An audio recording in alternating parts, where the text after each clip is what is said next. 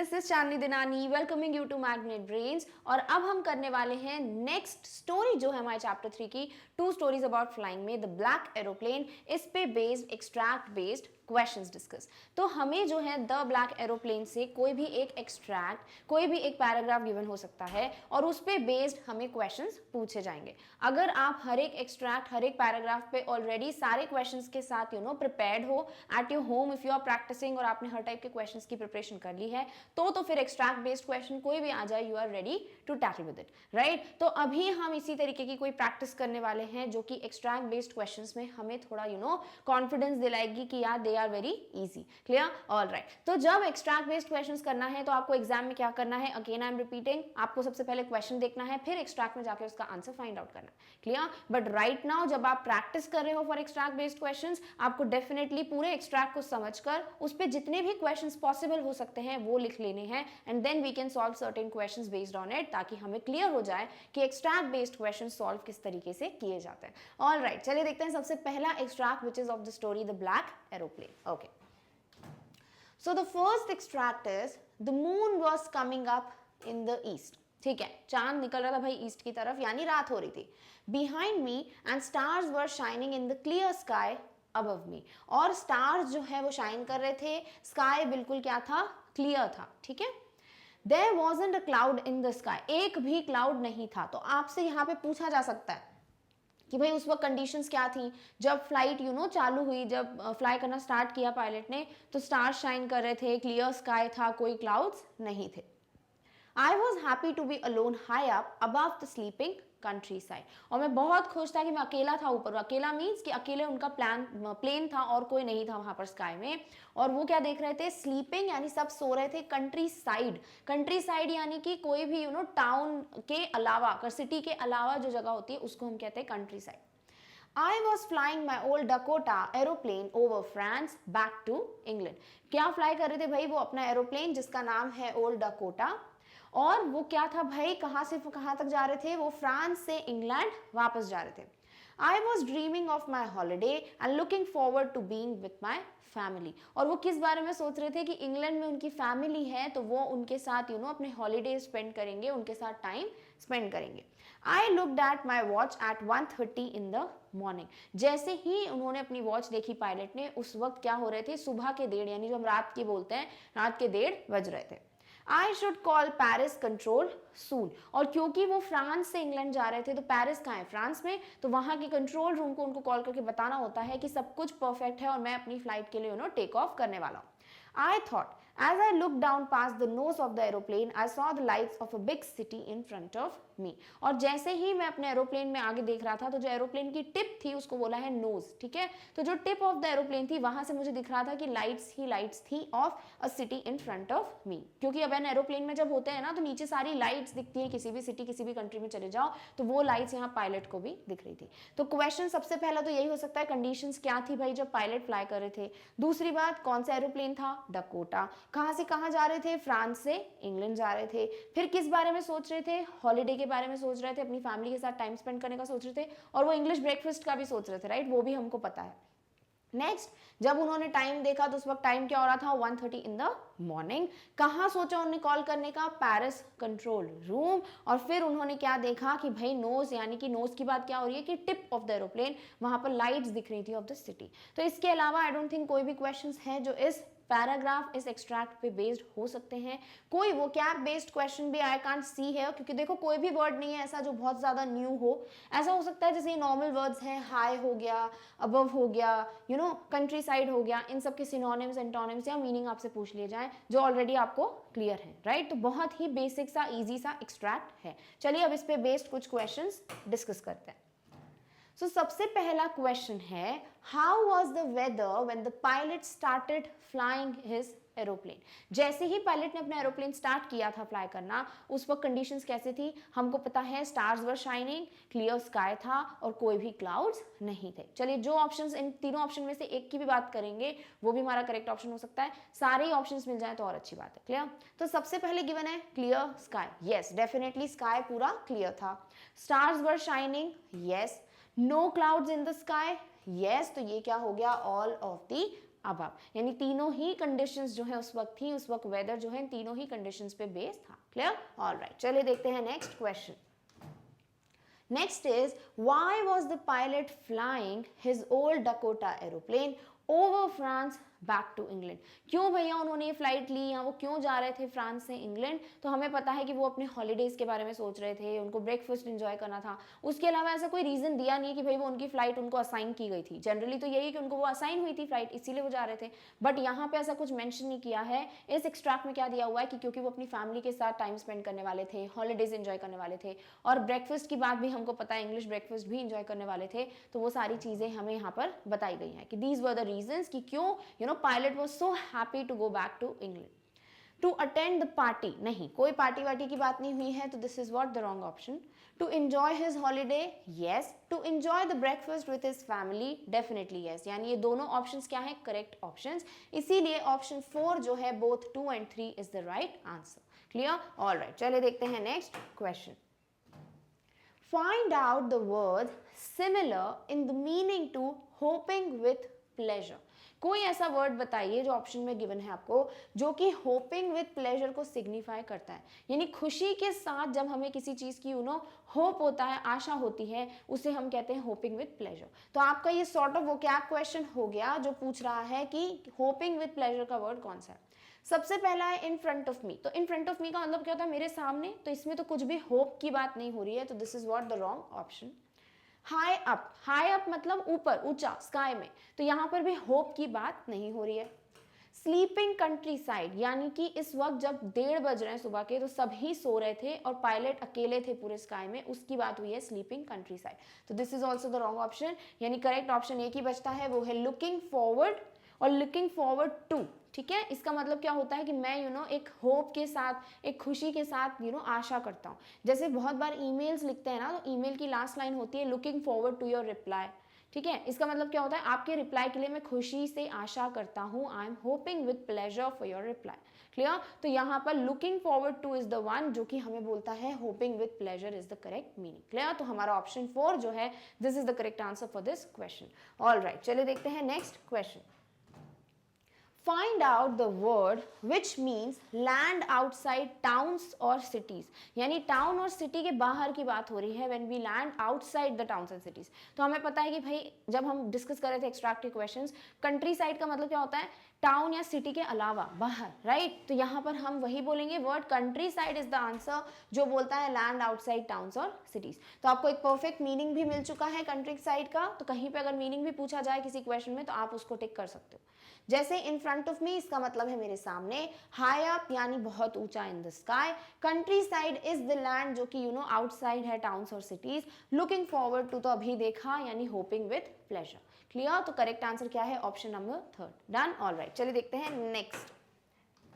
Next extract है, Paris was about 150 kilometers behind me when I saw the storm clouds. अब देखो इसमें क्या बोला है कि जैसे ही फ्लाइट आगे जाती जा रही थी, पायलट की फ्लाइंग चल रही थी, उस वक्त वो पेरिस से 150 किलोमीटर्स आगे आ चुके थे. इतना वो फ्लाई कर चुके थे. तो हमसे पूछा जा सकता है कि पेरिस जो है कितना kilometres was behind the pilot when he reached that point, जब बहुत ज्यादा तूफान हो गया. तो 150 किलोमीटर्स. या फिर पूछा जा सकता है कि when the pilot reached 150 kilometres behind ahead of Paris, तो उस वक्त कंडीशंस कैसे थी, वेदर कंडीशंस कैसी थी. तो हम बोल सकते हैं वहां पर कि उनको स्टॉर्म क्लाउड्स दिख रहे थे, तूफान भरे बादल दिख रहे थे.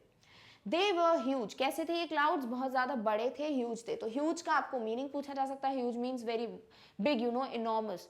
ये पूछा जा सकता है, या फिर इसके सिनोनिम्स या एंटोनिम पूछे जा सकते हैं. तो जो भी चीज लार्ज, बिग इनको सिग्निफाई करेगी वो सिनोनिम्स हो जाएंगे, और जो ऑपोजिट होगा स्मॉल, टाइनी, तो ये सब क्या हो जाएंगे? इसके antonyms. Clear?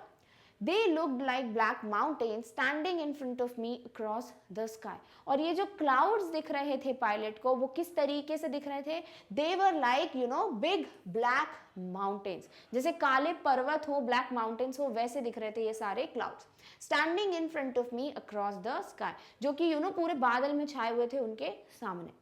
I knew I could not fly up and over them, and I did not have enough fuel to fly around them to the north or south. और यहाँ पर पायलट जो है उन्होंने ये एनालाइज कर लिया था कि इतने ज़्यादा तूफानी बादल है, स्टॉर्म क्लाउड्स हैं, कि मेरा ये गलत होगा कि मैं अगर बिल्कुल फ्लाई कर जाऊँ इसमें, तो वो भी पॉसिबिलिटी नहीं है। दूसरी बात, मेरे पास इतना फ्यूल भी नहीं है कि मैं बस घुमाता रहूँ एरोप्लेन को और जैसे ही पूरी कंडीशन क्लियर हो जाए तो फिर मैं चला जाऊँ या फिर मैं दूसरे डायरेक्शन से आगे बढ़ पाऊँ। तो उनके पास इनफ फ्यूल भी नहीं था। तो यहाँ पे पूछा जा सकता है कि क्या पायलट को पता था कि can not fly up over, या फिर what was the thing that fly the pilot already knew. तो ये बता सकते हो, not fly up and over them. What does them signify here? Them means the storm clouds. Then आपसे पूछा जा सकता है enough का meaning, राइट? इनफ मतलब पर्याप्त, सफिशिएंट, या फिर इनफ के सिनोनिम्स या फिर एंटोनिम। सिनोनिम क्या हो गया? One of the synonym is sufficient, ठीक है, इनफ, और नॉट सफिशिएंट और ज्यादा रिक्वायरमेंट चाहिए तो that would be what the antonym of the word enough. Fuel, अब यहाँ पर और भी चीज पूछी जा सकती है कि what was the other thing other problem for the pilot that time, कि एक तो था भाई स्टॉर्म क्लाउड्स थे, दूसरी बात इतना फ्यूल भी नहीं था, क्योंकि हमें पता है बिगनिंग में थोड़े चैप्टर के कि ये जो था सेकंड और लास्ट फ्यूल टैंक था जिसपे पायलट ने स्विच किया था और फिर उन्होंने फ्लाई स्टार्ट की थी, ठीक है।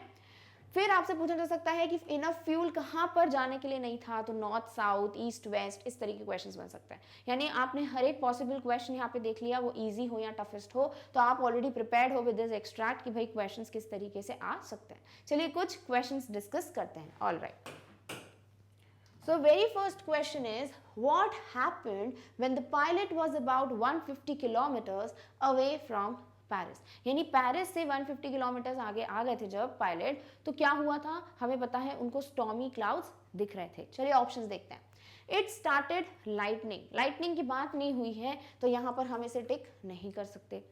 क्लाउड्स बिकेम ब्लैक, ऐसा नहीं है, क्लाउड्स थे ही नहीं, तो यहाँ पर आपको ट्रैप में नहीं फंसना है कि भाई क्लाउड्स थे और वो ब्लैक हो गए, ऐसा नहीं, क्लाउड्स थे ही नहीं, तो यहाँ पर इसलिए हम ये नहीं बोल सकते clouds became black. Storm clouds were scene, हाँ दिस इज द आंसर कि भाई स्टॉर्म क्लाउड्स दिख रहे थे, तूफानी बादल दिख रहे थे। It started raining, no it was not raining, तो the correct option is option number C which says storm clouds were seen. Done, okay, चलिए देखते हैं next question. What does the author compare the clouds to? Author ने clouds को किससे compare किया है? पूरी extract में हमने देखा था they were like huge black mountains, तो काले पर्वत black mountain से जो है clouds को यहाँ पे compare किया है author ने। Done? तो यहाँ stars से compare हुए हैं क्या? नहीं। black mountains yes, black sky no, black light no, यानी correct answer क्या है? black mountains, यानी काले पर्वत black mountain से storm clouds को compare किया है किसने? पायलट ने। Clear? All right, okay. Next is find the word similar in meaning as sufficient. ये ध्यान में रखना है, ठीक है, कि ऑपोजिट पूछा है कि सिमिलर पूछा है, यानी सिमिलर यानी as for same, as for synonym पूछा है, तो इसीलिए आपको हर एक नए वर्ड के सिनोनिम एंटोनिम्स के साथ हमेशा रेडी रहना चाहिए। तो बात क्या हो रही है? सफिशिएंट यानी पर्याप्त, राइट। अब इससे रिलेटेड एक ही वर्ड था एक्सट्रैक्ट में, वो क्या था? इनफ। फिर भी सारे ऑप्शंस डिस्कस कर लेते हैं। ह्यूज मीन्स बिग, तो ये बिल्कुल भी सफिशिएंट का सिनोनिम नहीं है। स्टॉर्म मतलब तूफान, राइट, तो ये भी नहीं है। इनफ मीन्स यस, इनफ का मतलब ही होता है सफिशिएंट यानी पर्याप्त, तो इनफ और सफिशिएंट क्या होगा? एक दूसरे के सिनोनिम्स। अक्रॉस यानी कि भाई बिल्कुल पूरे रास्ते की बात हो रही है, तो this is not the word जो कि इनफ या सफिशिएंट से रिलेट कर पा रहा है। तो करेक्ट आंसर क्या हो गया? Option number C which is enough is the synonym of the word sufficient. Clear? All right, चलिए देखते हैं next question. Next is the word elephantine is similar in meaning to the word, यानी आपको एक word दे दिया है और passage के एक वर्ड से मिलता जुलता वर्ड होना चाहिए जो इसका मीनिंग सिग्निफाई कर रहा हो। अब देखो, अगर आपको नहीं पता एलिफेंटाइन क्या होता है, तो इतना तो पता है एलिफेंट क्या होता है। एलिफेंट क्या है? एनिमल, हाथी। तो एलिफेंट क्या होता है? बहुत बड़ा होता है, ह्यूज होता है। तो जब हम किसी चीज को बहुत बिग बताना चाहते हैं, बड़ा बताना चाहते हैं, तो हम बोल देते हैं एलिफेंटाइन, ठीक है। तो एलिफेंटाइन का वर्ड का मतलब नहीं भी पता तो भी ऑप्शन से रिलेट करके देख सकते हो कि कोई एक क्वालिटी है क्या जो एलिफेंट के साथ यहाँ पर रिलेट हो रही है। जैसे पहला दिया है अक्रॉस, अब अक्रॉस यानी कि पूरे उस रास्ते की बात हो रही है, राइट। तो यहाँ पर नॉर्थ साउथ से, मतलब नॉर्थ से साउथ, साउथ से नॉर्थ जो है मैं घूम पाऊँ, ये बात हो रही थी एक्सट्रैक्ट में। तो अक्रॉस और एलिफेंट की कोई क्वालिटी दिख नहीं रही, तो this can not be the answer. फिर है इनफ। अब एलिफेंट और इनफ को कैसे कंपेयर कर सकते हो कि इनफ यानी पर्याप्त और एलिफेंट मतलब इनफ, ऐसा होता है क्या? नहीं। तो आपको नहीं भी पता मतलब तो भी आप कहीं ना कहीं इससे रिलेट कर सकते हो कि एलिफेंट और इनफ का कोई रिलेशन नहीं है। देन इज ह्यूज, ह्यूज मतलब बहुत बड़ा। अब एलिफेंट का भी आपको पता है बहुत बड़ा एनिमल है, तो समझ आ रहा है हाँ भाई एलिफेंटाइन मतलब something which is very big. तो यहाँ पर huge is the word which can be related with the elephant word, clear. तो एलिफेंटाइन मतलब ह्यूज। देन फ्यूल, भाई एलिफेंट और फ्यूल जो है उसका तो कोई भी लेना देना नहीं है, तो fuel is not the correct answer, यानी elephantine means huge in the extract, clear. All right, चलिए देखते हैं next extract. He knows that I am lost, I thought. अब यहाँ पर पूछा जा सकता है ही कौन है, तो अगर आपको पूरी स्टोरी नहीं पता तो यहाँ जाके आप कहीं ना कहीं रुक सकते हो, राइट। तो हमें पता है कि ये जब की बात हो रही है जब हमारे जो पायलट हैं, जो ऑथर हैं, इनको स्काई में दूसरा एरोप्लेन भी दिख रहा था जो कि था ब्लैक एरोप्लेन। तो वो जो है उस ब्लैक एरोप्लेन के पायलट की बात कर रहे हैं। तो यहाँ पे ही कौन है, ही है the pilot of the black aeroplane, ठीक है। कि वो जो है उनको समझ आ गया इस पायलट को, जो ब्लैक एरोप्लेन का पायलट है, कि ये हमारे ऑथर जो है पायलट वो लॉस्ट हो गए, घूम गए। I thought he is trying to help me, और इनको लगा कि वो जो है इनकी मदद कर रहा है। He turned his aeroplane slowly to the north in front of my Dakota so that it would be easier for me to follow him. और उन्होंने जो ब्लैक एरोप्लेन है उसके पायलट ने अपने एरोप्लेन को इस डकोटा एरोप्लेन के सामने जो है मोड़ लिया और नॉर्थ की तरफ जाने लगे, और ताकि ये जो पायलट है हमारे वो अपने एरोप्लेन डकोटा के साथ इनको फॉलो कर पाए। I was very happy to go behind the strange aeroplane like an obedient child. और ये जो हमारे ऑथर हैं, जो पायलट है, बहुत ज़्यादा खुश हो गए थे कि भाई मुझे ब्लैक एरोप्लेन को फॉलो करने का ऐसा मौका मिला है, जैसे कि एक ओबीडियंट चाइल्ड होता है, एक बहुत अच्छा बच्चा होता है जो अपनी मम्मी पापा को हर बात में फॉलो करता है, वैसे ही ये एक ओबीडियंट चाइल्ड की तरह इस एरोप्लेन को फॉलो कर रहे थे। नेक्स्ट एक्सट्रैक्ट पे जाएं उससे पहले इस पे क्वेश्चंस देख लेते हैं क्या क्या फॉर्म हो सकता है। सबसे पहला था what does he refer in this extract, right.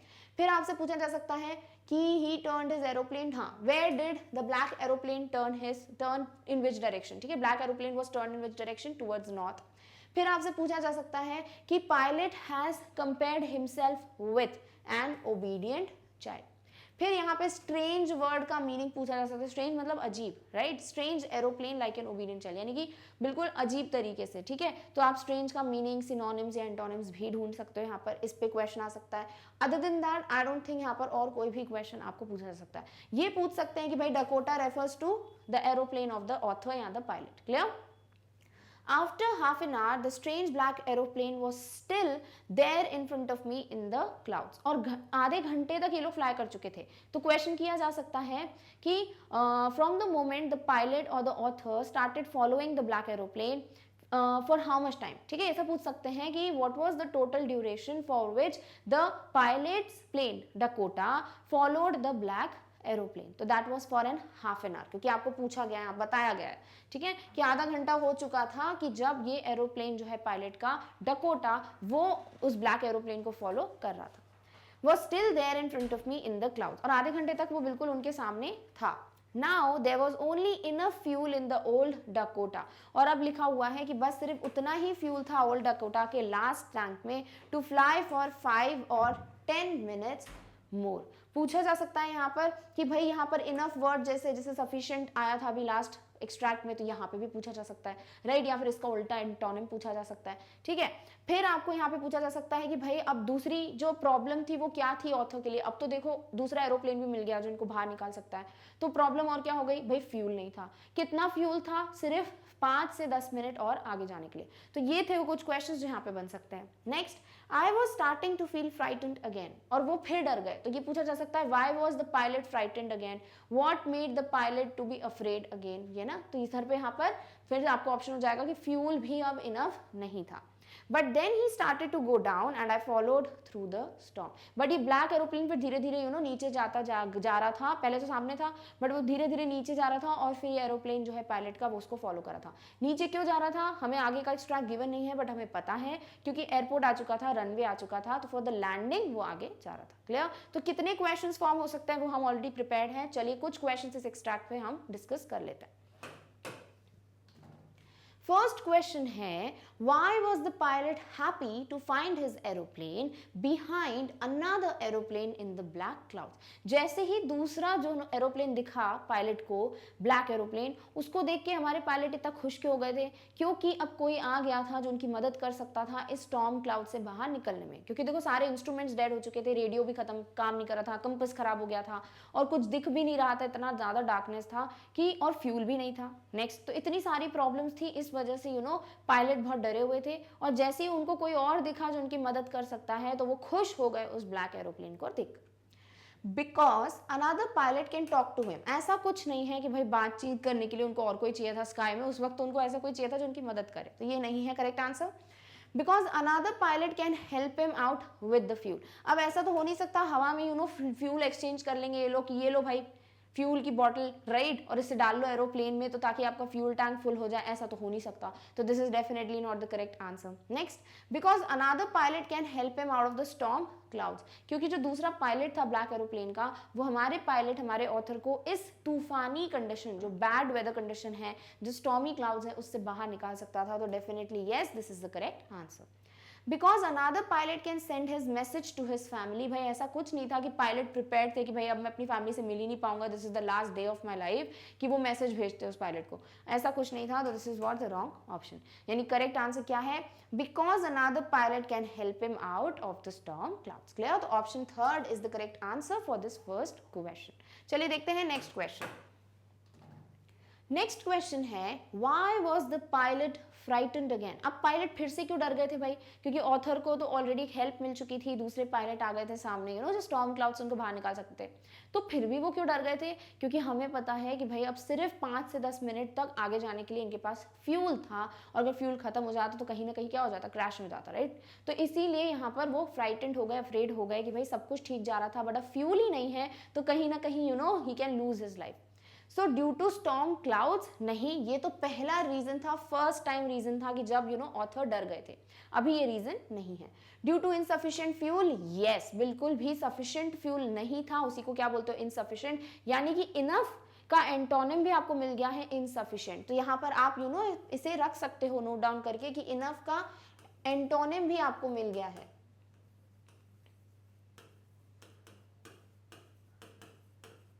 वो क्या है? इनसफिशिएंट। ठीक है, तो इनफ का एंटोनिम क्या है? Insufficient. Clear? Due to increase in darkness, ऐसा कुछ नहीं है, ऑलरेडी इतना डार्क था कि कुछ वैसे ही नहीं दिख रहा था, तो इंक्रीज इन डार्कनेस की बात तो हुई नहीं है।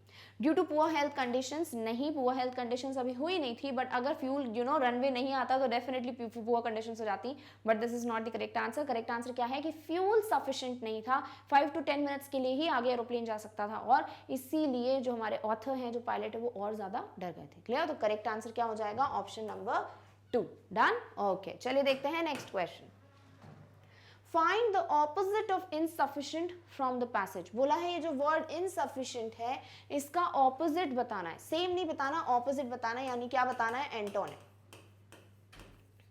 ऑपोजिट वर्ड क्या है भाई सफिशिएंट का? इनसफिशिएंट। इनसफिशिएंट मतलब जो पर्याप्त नहीं है, यानी ऑपोजिट क्या हो जाना चाहिए?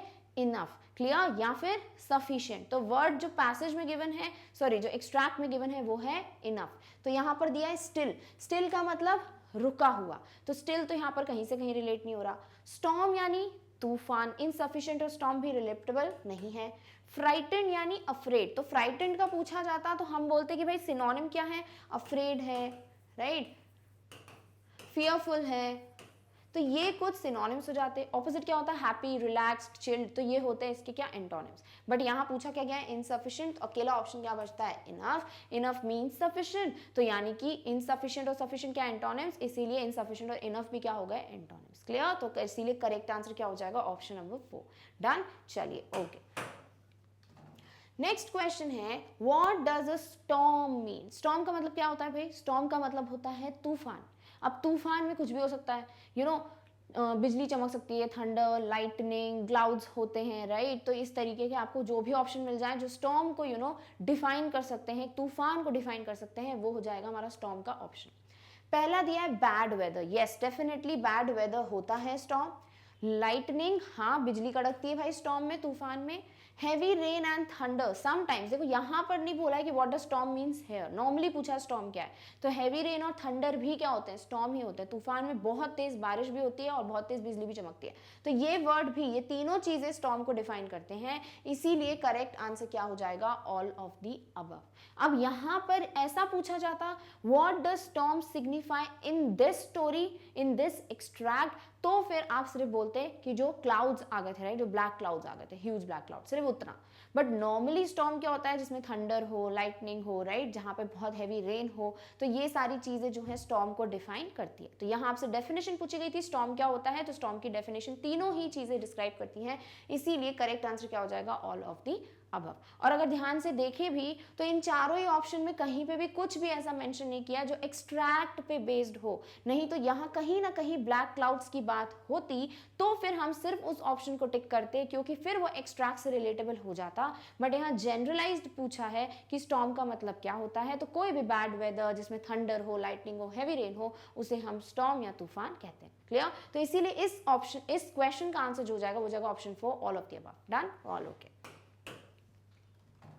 नेक्स्ट एक्सट्रैक्ट है I landed and was not sorry to walk away from the old Dakota near the control tower. अब यहाँ क्या लिखा है कि भाई लैंड हो गए फाइनली हमारे पायलट, तो आई कौन है भाई, यहाँ पर नरेटर जो स्टोरी बता रहा है, नरेटर कौन है, हमारे पायलट, राइट, तो जो ऑथर है वही, तो वो क्या बोल रहे हैं कि अब मैं लैंड हो चुका था and I was not sorry to walk away from the Dakota, यानी कि मैं ये जो डकोटा प्लेन है इससे जब बाहर निकल गया तो मुझे सॉरी फील नहीं हो रहा था। क्यों? क्योंकि देखो नॉर्मली क्या होता है, इनको लैंड करना पड़ता है प्रॉपर प्लेस पे, इनको कुछ तो होते हैं, राइट, रूल्स रेगुलेशन, कहीं पे भी छोड़कर प्लेन नहीं जा सकते। बट इन्होंने क्या किया, इन्होंने उसे छोड़ा और सीधे कंट्रोल टावर चले गए।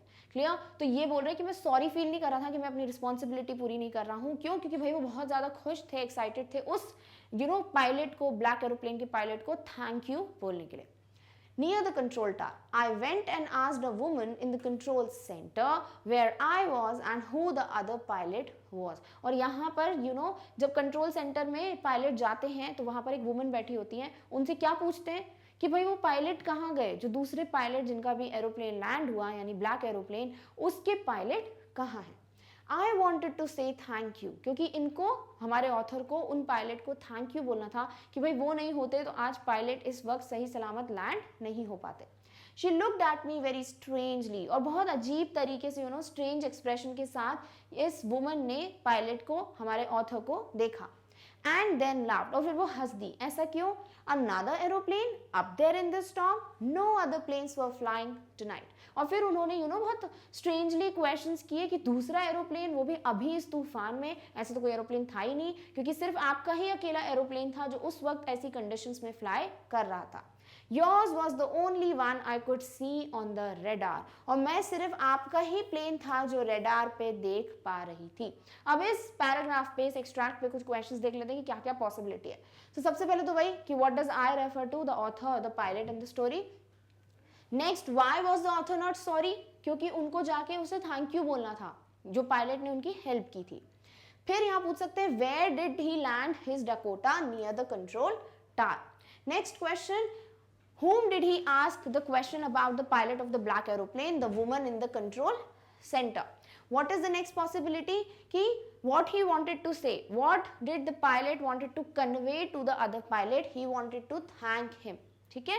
नेक्स्ट पूछ सकते हैं कि स्ट्रेंज का मतलब क्या है, बहुत अजीब तरीके से, इसके सिनोनिम, इसके एंटोनिम्स पे क्वेश्चन आ सकता है। या फिर विमेन ने इतना स्ट्रेंजली क्यों देखा, क्योंकि उस वक्त कोई भी प्लेन फ्लाई नहीं कर रहा था, सिर्फ और सिर्फ पायलट का ही प्लेन था जो उस वक्त स्काई पे था। नेक्स्ट आपसे पूछ सकते हैं रेडार का मतलब क्या है, तो भाई रेडियो वेव्स को यूज कर कर जो एक लोकेशन बताई जाती है कि कौन सा प्लेन कहाँ पर है अभी, उसे कहते हैं रेडार। क्लियर? तो इस पूरे पैसेज पे बहुत सारे क्वेश्चंस बन सकते हैं and you are all well prepared for it. Next जो इसमें एक्सट्रैक्ट दिया है वो है, so who helped me to arrive there safely without a compass और a radio and without any more fuel in my tanks. और फिर ये पायलट जो उस वुमन से पूछते हैं कि फिर भाई वो कौन था जिसने मेरी मदद की यहाँ तक सेफली लैंड करने के लिए, क्योंकि ना तो मेरे पास कंपास था, ना मेरा रेडियो काम कर रहा था, और ना ही मेरे पास इतना इनफ फ्यूल था, सफिशिएंट फ्यूल था कि मैं यहाँ तक पहुंच पाता। तो फिर वो कौन था जिसकी मदद से मैं आया, तो वो क्वेश्चन उनके दिमाग में रह गया।